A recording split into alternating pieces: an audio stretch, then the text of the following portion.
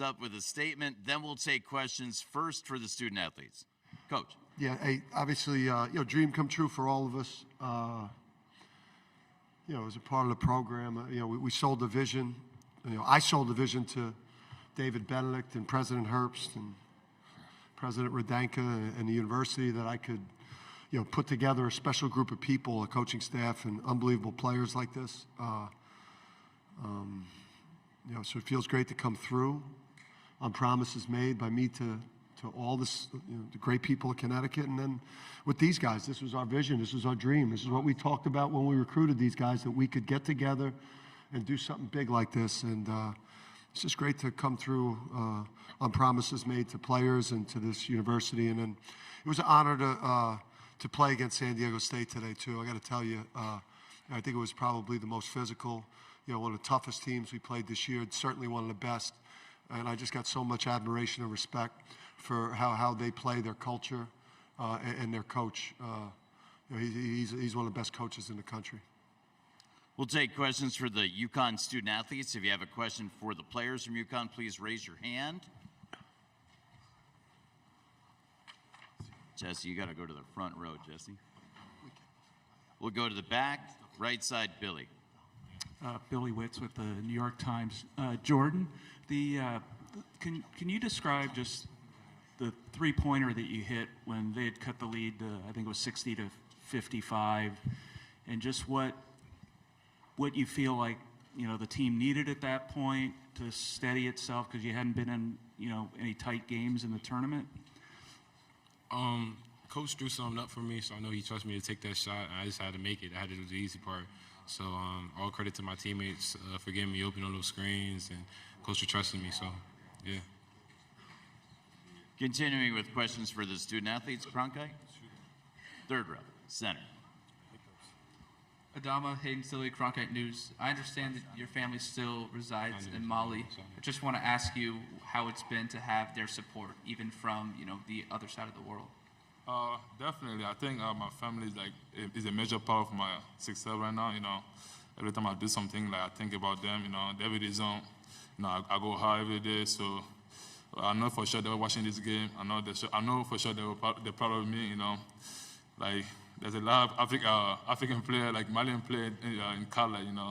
Me be able to have a chance to play in the Final Four, and I definitely I think I'm gonna bring my family proud. And it's something that I will never forget in my life yet. Up front to the left, Dom. Donna Maury, Hartford Current. Donna, way back, I think in September, Emeka Okafor came to campus, and one of the things that you said then was that you kind of wanted to do what he did, right, which is win a championship, be an most outstanding player. Yeah. How's it feel now that you've fulfilled on a very lofty goal? Man, it feels great, like you said, he came in the summer. Emeka came in the summer.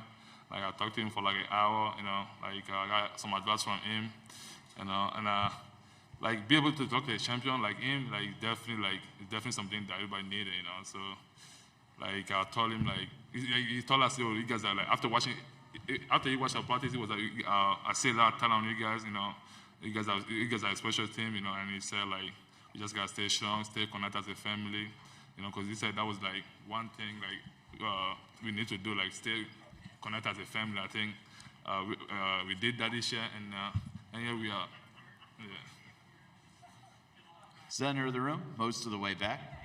Here we are. Jordan, yesterday your cousin won a national championship. Today you won a national championship. Just talk about how special that is, and to add on to that, just how great it is for the DMV. It's absolutely amazing, showing that kids that were our age at the time, we were dreaming about the same thing. We saw that it's possible. So that is amazing. It's absolutely amazing that we both get this opportunity. The family reunion is going to be crazy, so that's all I know. All the way back to the right of the aisle. Put your hand up for us so we can see you. Thank you. Tristan, just what does this moment mean for you? It means a lot. Great credit to the coaches and my teammates. The vision we had when I came here was to win a national championship, make it to the Final Four and win a national championship. And I came here just to do that, and just real blessed and thankful for these guys around me. If you have a question for the players from UConn, please raise your hand. We have one in the front, second row. Okay. Sorry, I'm losing my voice. So I'm DC Livers with the Black Sports Network. Congratulations to you guys. I got a chance to talk to you guys and talk to Angel. And basically, there's been a lot of racism inside of sports. Can you guys talk about what it felt like to see what happened to Angel? And what do you want to say to her right now? I mean, Angel, she has the heart of a lion. She's not worried about any of that. She's going to play her game. She's from the dirty streets of Baltimore, so she's the toughest of the toughest. So that's nothing to her. So yeah. To the left of the aisle, toward the back. That's great. Got a microphone for you. Thank you. Kirk Bowles from the Austin American-Statesman. Jordan, could you describe that 11-minute stretch where y'all held them without a field goal, and what do you feel like that did for the overall game? I mean, we're a great defensive team. When we can get stops like that and get out in transition, that really impacts our game. It really impacts the game. Just holding them to that stretch is, I think that was really big for us. And yeah. Is there a final question for the student athletes from UConn? With no more, let's go back up to Dom. We'll get you, Dom. Yeah, Tristan, you had that stretch where you scored 7 points in a row, and it seemed like maybe that's indicative of what this team was all about, that anybody could kind of step up at any time and take a game over. What do you remember about that stretch? What did you see unfolding there? I mean, before the game started, my coach just told me I need to be aggressive and look to score to win the game. So the first bucket, the spin move, just take advantage of the mismatch because he was a smaller guard. Second one was somebody stole the ball, so credit to them in there. Andre found me on a three, so I really credit to my teammates and the spacing that we had and the coaches for believing me and telling me to be aggressive today. We want to thank and congratulate national champions Adama Sanogo, Jordan Hawkins, and Tristan Newton. They're going to head back to the UConn locker room, which remains open for another 20 or so minutes.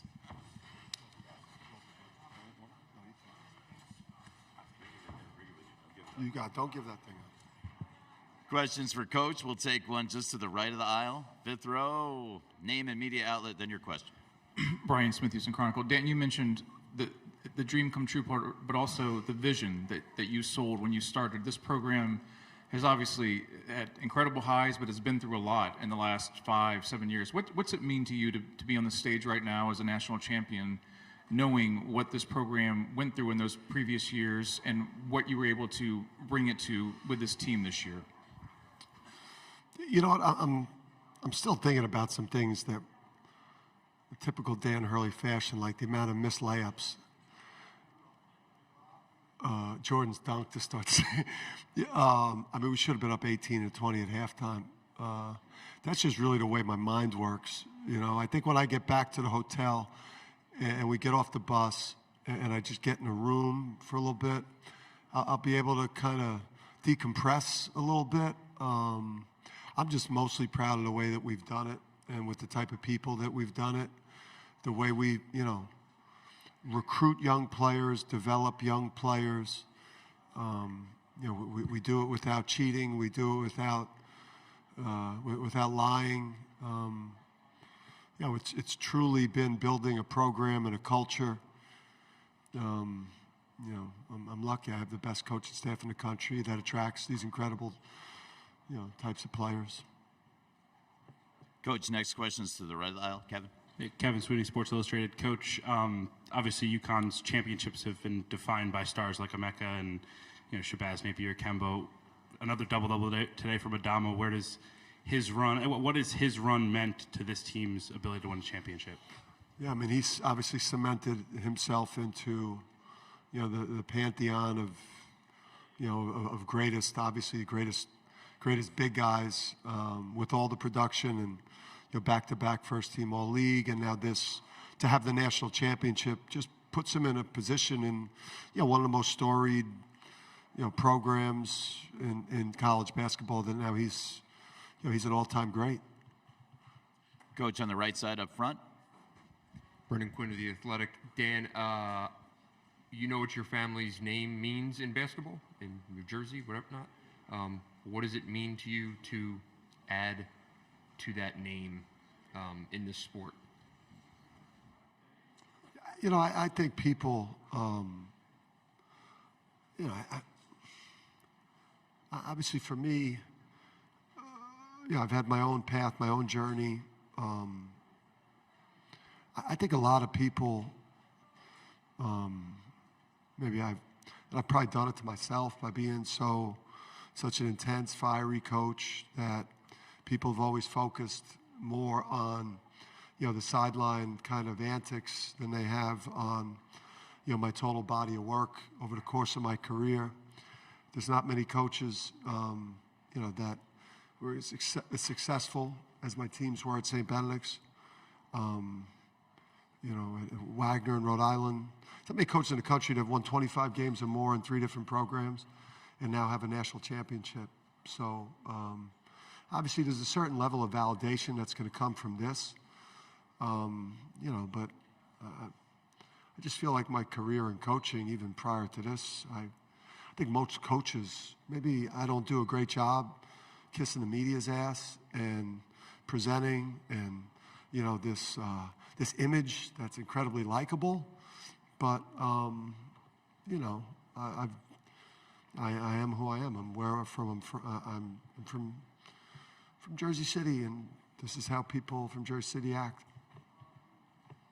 Up front to the left, Dom.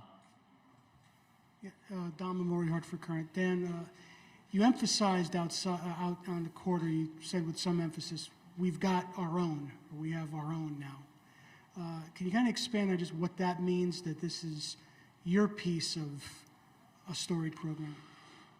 Yeah, and I hope Coach Calhoun, too, he's had his hand in this one as well. I wish he could have been here for it because I know, he's been a big part of helping us get here. It's just, when you're in that Worth Champion Center and, Gino and with everything that Gino's done and what they do on a yearly basis and all their hardware, and obviously, we propped up in recruiting those 4 national championship trophies in front of these kids, and we had nothing to do with that. And, and then we removed them about 18 months ago when we started feeling like we had put something together that could make a run at getting a 5th. So we removed those and put them and got them out of our offices and said, we don't want any trophies in here until we've got our own. And it's just when you're at a place like that, it's a little bit empty until you feel like you could join the club.